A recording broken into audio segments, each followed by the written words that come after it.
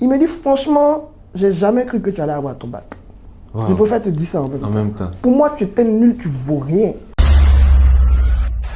Donc, on m'avait même convaincu que j'étais nul en fait. Donc, même qui moi, t'avait convaincu? Tout le monde, les professeurs, les parents. J'ai grandi, je me dis ça toujours aux gens, j'ai grandi à coup de tu vaux rien, t'es nul. Ah bon? Tu vaux rien, t'es nul, tu vaux rien. Ça, c'est l'ancienne éducation. Voilà. Alors qu'aujourd'hui, on dit non, il faut dire des trucs positifs. C'est ça, voilà. Et surtout que moi, je suis une enfant de jeunesse. Ma mère m'a eu assez tôt. D'accord. Elle était étudiante, elle avait quoi, 19 ans. D'accord. Donc on a grandi tous ensemble avec ma grand-mère. Voilà. Son petit frère, le petit frère à ma mère a eu aussi un enfant assez tôt. Assez tôt. Ma cousine, on a pratiquement le même âge, donc vous imaginez, on a tous grandi ensemble. Donc, on est tous jeunes, tu fais un truc, regarde ta cousine, toi t'es nul, elle attend, voilà, c'était ça. On te compare, t'es nul, tu vois. Mais chaque enfant est différent. À la fin, tu finis pas être convaincu. Bah oui, moi, pour moi, tu me parles de l'école, je disais, mais je suis nul. Je suis déjà nul. Je suis nul, en fait, je faisais même plus d'efforts. Et à l'école aussi, les profs, ils comprennent pas que t'es différent, donc ils te donnent des mots, t'es nul. Mais comment tu peux pas comprendre ça? Donc franchement, les études... Tout le monde a compris, sauf toi. Voilà, j'avançais pas. J'ai échoué pratiquement tous mes examens, j'échouais. CP, j'ai échoué, BPC, j'ai échoué. Vraiment, on m'a dit, bon, ok, on te fait sortir du système, tu vas en système français. J'arrive là-bas en seconde, boum, je redouble ma seconde. Wow. Je vais première, boum, je redouble ma première. Wow. Terminale, boum, je tape. Franchement, j'étais très naze. Mais le basket, j'excellais. J'excellais toutes ces années. C'est ça qui est dommage, parce que franchement, moi, j'ai l'impression que souvent, on voit l'enfant grandir, on voit qu'il est très athlétique. Des fois, malheureusement, on se dit, lui, ça ne sera pas à l'école son truc.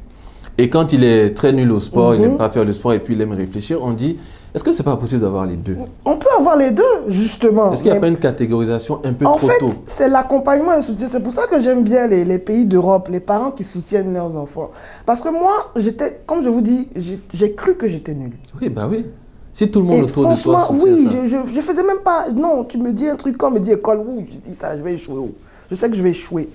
Mais je suis arrivé à la fac en France. Je suis arrivé même avec un retard. Je me rappellerai toujours de ce jour, le 27 septembre. Ça commençait le 4 septembre, j'arrive le 27. Et dans ma tête, je me disais, toi, tu es nul, tu vaux rien. Et c'est toi qui arrives en retard dans un nouveau système. Faut bien échouer, en fait. Faut bien échouer. Mais le truc, c'est que le premier jour à la fac, quand je suis rentré, j'ai fini la journée, c'est comme si on avait ouvert un truc dans mes... Je comprenais tout ce qu'on m'expliquait. En fait, c'est là que j'ai compris que c'est la pédagogie qu'on nous donnait ici qui n'allait pas avec moi, en fait. La manière d'expliquer, mon cerveau n'allait pas. Mais là-bas, je comprenais les explications qu'on me donnait. Et j'ai découvert que je n'étais pas nul. J'ai commencé à valider. J'ai eu 3 Master 2, Bac plus 5, 3 différents. Donc attends, pour quelqu'un qui a échoué autant... Oui. Mais voilà, mais si mes parents avaient pris le temps de m'accompagner, me soutenir, me dire, bon, écoute, peut-être que... Tu apprends différemment. Oui, on est tous différents. Mon histoire allait être différente. J'allais exceller et à l'école et dans le sport. Effectivement. Mais je n'ai pas eu ce soutien-là. J'ai été lâché comme ça. Boum, démerde-toi. Tout le monde arrive à le faire. Pourquoi par toi? En fait, c'était ça. Ouais. Dans ma maison où j'ai vécu, mes cousins, cousines, tout le monde réussissait normalement. Mais pourquoi toi, tu es nul, tu redoubles? Mais ça ne doit pas être facile pour eux aussi. Parce que finalement, bah oui, tout le monde réussit sauf toi. Voilà, comme ma mère le dit, il n'y a pas d'école pour être parent. Ouais. Donc, ils apprennent sur le tas.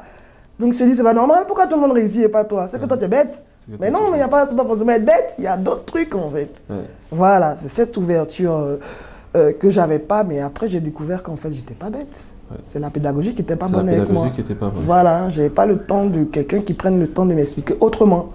C'est pas parce que la masse comprend que ça veut dire que c'est la bonne méthode. C'est ça. Il y en a qui sont... dans les systèmes où des voilà, fois, et puis il y a des maladies bizarres, il y en a qui sont dyslexiques, il y en a qui sont tendres. On a juste besoin de s'adapter, mais nous, on ne fait pas attention à ça. Donc il y a plein de jeunes qui sortent du cadre scolaire ou bien sportif, qui perdent en fait leur chance, juste parce qu'ils comprennent différemment. Alors qu'il y a des écoles où tu peux être excellent en sport.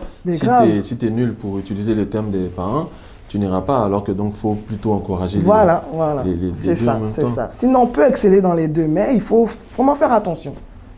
C'est ça, quoi. Ouais, je trouve que ça me fait un petit pincement au cœur parce que ce que tu dis, c'est fort. Tu dis que tout le monde autour de moi me disait que je suis nul. Comme je dis, si c'est pas Dieu, franchement, m'aurait connu à 20 ans, je marchais limite la tête par terre. Hein. Ouais. Parce que moi, je suis nul, en fait. Ouais.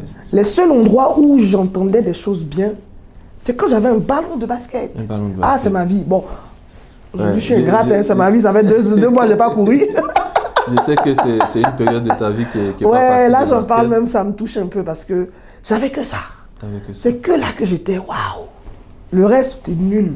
Combien de fois mon père m'a pas dit ça, t'es nul. Et tu expliques une histoire, j'ai vu ça dans tes posts où ton père dansait parce que oui. tu as eu plus de points que ce qu'il est. Est-ce que tu peux nous raconter un peu le contexte? En fait, quand je suis passé, j'ai fait le bac, on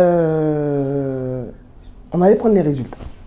Et là, on regarde nos résultats et je passe en rattrapage. Mais je dois rattraper 40 points, donc je suis à Rennes, c'est ça? Non, on ici, est en Rennes, on est à encore Mermoz. ici. Ah oui, pardon, c'est quand tu passes le bac. C'est quand j'ai le bac, je suis parti en France. Donc, j'ai 40 points à rattraper pour avoir mon bac. Et là, je commence à pleurer. Je me dis, mais non, mais Karim, franchement, même bac français, tu ne peux pas avoir. Aïe, tout le monde a eu sauf toi. Et je vois mon père de l'autre côté qui est content, qui s'affaire, qui s'en va voir les professeurs. Bon, comment on peut faire? Je dis, mais il est dans quoi? Aïe, quelque chose j'ai échoué, tu m'insultes. Parce que j'avais peur qu'il me... Pour moi, il allait m'insulter, il allait me... Mais non, il était content. J'ai dit, mais qu'est-ce que c'est? Il me dit, franchement, j'ai jamais cru que tu allais avoir ton bac. Wow. Je préfère te dire ça en même temps. Pour moi, tu étais nul, tu vaux rien. Mais les points que j'ai vus là... 40 là. Non, j'ai espoir. Ça, c'est rien. Il fallait 40 points. Ah. 40 points, c'est-à-dire avoir peut-être un 14. C'est ce que j'ai eu, un 14 en économique et social. En anglais, j'ai eu 13. Ils ont les coefficients, ils ont collé. J'ai eu EPS, sport. Voilà, c'était des petits trucs comme ça, quoi. Mais quand il m'a dit ça, il m'a dit que vraiment avec les points que j'ai vus, tu auras ton bac. Moi, j'ai confiance, ça va aller. Ah là, il a quand même... Ouais, là, il a dit, ouais, ça va aller, tu vas l'avoir, c'est rien, c'est un petit problème. Et je sais que j'avais une prof d'anglais, Madame Silla, si elle me voit. Tu es très bonne avec les noms, hein. Très bonne mémoire. Oui, des choses qui m'ont touché. Madame Silla, qui, avant l'examen, avant le bac, ma prof d'anglais, qui m'avait rabroué, m'avait dit un truc que je n'ai pas apprécié, et puis je lui ai répondu. Et elle m'a dit, ben, toi, on va voir quand tu vas passer au rattrapage. Je ne vais jamais passer au rattrapage. Moi, j'aurai mon bac directement. Et ne vous en faites pas. Vous, là, c'est terminé. Après le bac, on ne se voit plus. J'étais guindé et tout. Bam, je suis passé au rattrapage. Et comme par hasard, il fallait reprendre l'anglais. Wow. Et là, mon père qui la voit passer, donc il va vers elle. Oui, bon, ma fille, elle doit reprendre. Et Madame Silla qui lui dit, ah, ça tombe bien. Celle-là, elle m'avait dit que...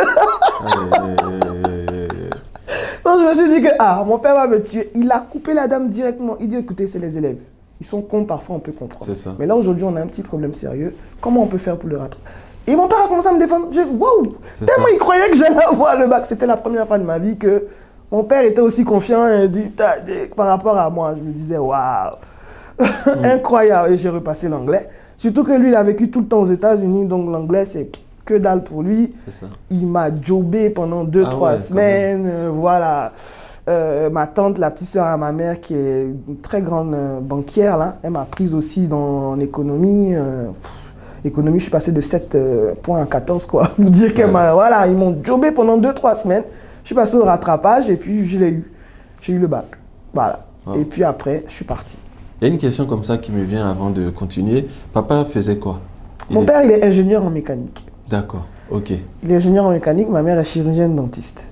Franchement, chez nous, c'est les diplômes. Ouais, voilà, vous voyez, non? Les parents sont posés et puis toi, tu viens, tu redoubles. Moi, à leur place, j'aurais fait confiance déjà aux gènes que j'ai donnés. Même si, apparemment, elle est nulle. Tu connais pas ça, tu connais pas ça. Je me dis que forcément, né de deux parents qui... Et puis même le grand-père, il était docteur généraliste. Après, il a fini médecin, ministre, député. Il était même président de l'Assemblée nationale. Tous les autres étaient médecins. Vraiment, c'est une famille de... D'accord. Un banquier, informaticien, le tonton, il travaille là-bas. Peut-être tu viens, tu redoubles. Mais à un moment donné, est-ce que tu t'es pas dit, mais puisque tout le monde disait que tu étais nul, tu t'es pas posé la question de savoir, mais comment ça se fait qu'avec tout ce bagage d'intellectuel, moi je sorte... C'est ça que je me suis dit, moi, mais je suis nul en fait, finalement. Parce que tu te poses des questions, tu regardes tout le monde, tu te dis, mais attends, tout le monde évolue en fait, sauf toi. Mais en fait, ils ont raison. Et tu as toujours des phrases de gens qui disent, non, tu sais que dans la famille, il y a toujours une personne, c'est le mouton noir, c'est le... Donc, ah oui, d'accord, donc tu étais voilà, moi je me dis que c'est moi. Cheveux sur la soupe. Voilà, moi je me dis que c'est moi, écoute, c'est tombé sur moi.